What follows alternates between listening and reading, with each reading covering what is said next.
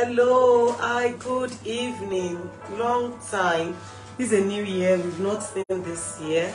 Coming online has been a huge stress, but I know I have to come online because this parenting thing is a burden, and I know that a lot of people usually get blessed, and some even call me, some send me messages. This particular topic has been on my mind for a while, so I said today, anyhow, let me just come online, drop it here. You can always come back to see it. Today is a Sunday, beautiful Sunday evening, January 29th. So today, a lot of parents, they worry so much about their children's academic performance. As we know, it is the intention of God that we are the head and not the tail. And this also goes to our family. That's our children. It is the will of God that they are above always and they are not beneath. But it's not something that is achieved. We don't just achieve it by wishing it. We pray it. It is also important we pray it. But there is much more to it. So helping our children attain academic excellence. That's what I'll be talking about today. Helping our children attain academic excellence. Of course, there's a saying that all students are created equally, but they are created differently. There's that popular saying that they are created equally, but differently. And there's something I believe, and I used to tell people, I believe there is no child that is dull. I believe every child has something to offer. There's something special and unique. Every child has strength, his or her own strength, and then academic excellence. I keep telling children these days, and I tell people that if you can operate the computer, I tell children that you are very intelligent. If you can operate the computer, give I don't want to say 6 months old, the one and a half year old child your phone, and you see them, they know where to go, they know where to press for volume, and that means they are intelligent. So if they are not doing well academically, then maybe what we need to look at is their learning style. This has worked for me, and that's why I know that I need to talk about this, because this will help them for the rest of their life, not just in achieving academic excellence, even for them to learn new things and for them to achieve greatness in life. So when we are talking about achieving academic, let's just narrow it to academic excellence this evening. Children learn in various ways, and there is also a proven research. Like I said, I've tested this firsthand. I used to know of a girl that seemingly she wasn't doing too well in school. Very intelligent. When she's speaking, you will see the intelligence, can discuss actively, intelligently, almost on all topics, not dull at all.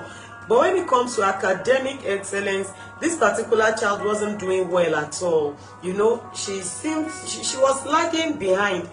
And then after the parents, they decided, how can we help this child? And then they noticed that when this child, after the usual classroom learning, gets some videos to look through that thing that has been taught, this child just picked up. That's a child that was struggling, just picked up. So the parents found that was the best way this child could learn. And what they do is that when you teach any topic in school, they go to a teaching platform online. And the one that I recommend most of the time for parents is Khan Academy. Just go look for that particular topic. You see somebody teaching it all over again. And this child started learning. Apart from classroom learning, we'll go to Khan Academy site. It's free as far as I know. And learn and, go through the topic. Now seeing somebody else teaching it, and because of that, this child picked up academically, and now she's one of the best in her chosen course of study. So that is why we need to look at helping our children achieve academic excellence. You wish it, it's good to wish it. You pray it, it's good to pray it. But you have to be intentional about it. You have to be very, very intentional about it. And we are going to look at what is called VAC. This is a theory that was carried out by someone known as Neil Fleming, and it's called VAC. And VAC just means visual, auditory, reading and writing, and kinesthetic. Those are just the 4 types of learning style. There are so many models. There are so many learning models that they done research on, but this is the one I talk about most of the time, and this has helped a lot of parents, you know, in helping their children achieve academic excellence. We said visual, auditory, reading and writing, preference, and kinesthetic. In most schools, of course, is reading and writing. A teacher comes to the class, give notes, they write and all that. But that is not how it works with most children. Some children want to see. Some children want to hear. Some want to see. Some, with the reading and writing, you deliver a lecture, before you know it, they get it. And some is kinesthetic. So let us look at visual. Some children prefer the use of images. When you teach them, they want to see images, they want to see map, they want to see graphics. And that is why, you know, for children these days, it's easy. With that, it's very easy. Like when we started, I talked about Khan Academy. Just type it. There is no topic that is being taught in school that you will not see there. Then you see another person teaching it with graphs, with pictures, and they get it better. This has helped. This has really helped. So you can, for secondary school topics, primary school, nursery school, you can go to Khan Academy. Check it out. Put the topic and let somebody else teach it to your child.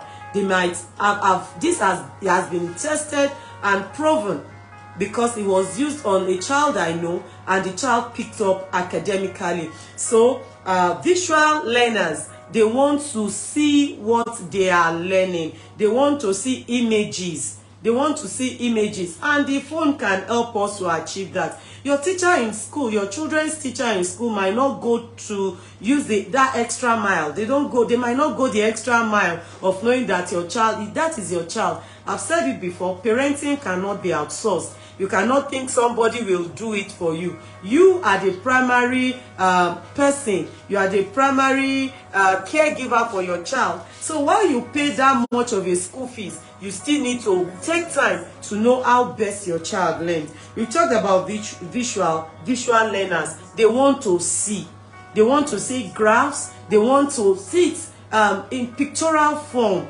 This can even be videos. And I mentioned using Khan Academy. Khan Academy is KHAN, and it has all the topics, even till tertiary institution topics. They can go there and see all these things. Somebody else is teaching it. They see pictures. They learn better. And there are also there are exercises for them to do. Also, there's what is called auditory learners. That is from hearing. They love listening. For those class work is very important. They have to be in the class. I'm sure you've met some people while you are in school. All they need to do is to hear the teacher speak.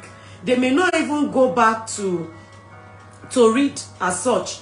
So far they are in the class, they can hear the teacher teach, they are good to go. They can face any test, any exam, and they are good. If your child is like that, you know that means your child should always be in class. They are so intelligent. Just say it, let them hear it, it sticks. And I've met people like that in all spheres of life. They are auditory learners. Just speak it, say it, they don't forget it. If your child is like that, that means you cannot afford to be playing with classroom lecture. Classroom lecture is key. They must hear it. They are auditory learners. And these people, when they are in school, they are group learners as well. When they come together, I remember those days when we were in our institution, when we do a lot of tutorials, when they sit together. So when you have your child in their institution, you will encourage them. Do tutorials, be with your friend, talk about it, learn about it. And when they do that, what happens? It sticks. So when you have auditory learners, all they need to do is they have to be where they hear it. Lecture, group discussions, it helps them a lot. Some people call them oral learners. That is AURAL. You use repetition as a study technique, and it benefits them. You can use mnemonics, they don't forget. Remember, we are talking about helping your child achieve academic excellence. And we are saying I'm talking about the VAC model. And the VAC model talks about the 4 main learning styles. There are other models, but I'm going to be talking about Neil Fleming 4 model. VAC, visual, auditory, and we talk about the reading and writing technique of learning. Some children, they just have to write it. That I've met children like that. They need to take notes. You know, they have strong preference for reading and writing. There are some children, no matter what you teach in class, they are not even stable in class. No matter what you teach in class, they don't even understand it. They don't understand it. They need to go back and read by themselves and take notes. They are avid readers. They only understand by going back to read and read and read again. So when you have those children, you have to make sure that you carve out time for them to read. There are some children, give them novels. Before you know it, they are done reading. And they will tell you everything in total. But sit them down and explain the same story, they don't get it. So if you have a child that is a read-write learner, then help the child. Remember, only you as the parent or caregiver can give attention to this. Most time in the school, the teachers just want to teach, talk, which is mostly auditory, and maybe sometimes take notes, write, and go. The rest is left for you to help your child achieve academic excellence. And they are able to translate abstract concepts into words and essays. You know, they read. Whatever it is they read, it sticks. And the last set of learner, remember we are talking about learning styles, how to help your child achieve academic excellence. I say it's good to wish it, it's good to pray it, and most importantly, it's good for you to be intentional. You have to study your child. How best do they learn? Are they visual learners? Are they auditory learners? Are they read and write learners? They are avid readers, except unless they read it, they don't get it. And the fourth one will be, are they kinesthetic? Oh, these ones, they have to practice with their hands. Whatever it is you teach, you know, the information they must get through hands. They are hands-on learners. This one, except you do the practicals, they don't get it. You know, bring an abstract concept, talk about it but when they see it, they just get it. This is totally different from visual. This one is seeing and hands-on. They use it. This type of learners, this type of learning skill is mostly used in the nursery. They bring the things for them to see. They hold it. This is one. They show them. They play with it. They get games. You know, they get games or toys even to show it. And this is also, of course, you can't have a child that's studying sciences that should not go through the practical aspects of it. So by understanding the kind of learner your child is, you can now gain a better perspective and help them to achieve academic excellence. This is also good for teachers. You know, if you want to be an A-list teacher, it's always good for you to know your students. But I'm coming from the point of view of a parent now. You too, you have a lot to do as a parent. You have to study how best your child learns.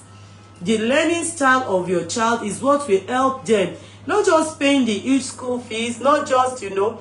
And so, of course, you know that some children, it takes them time to learn a concept, while some are very fast.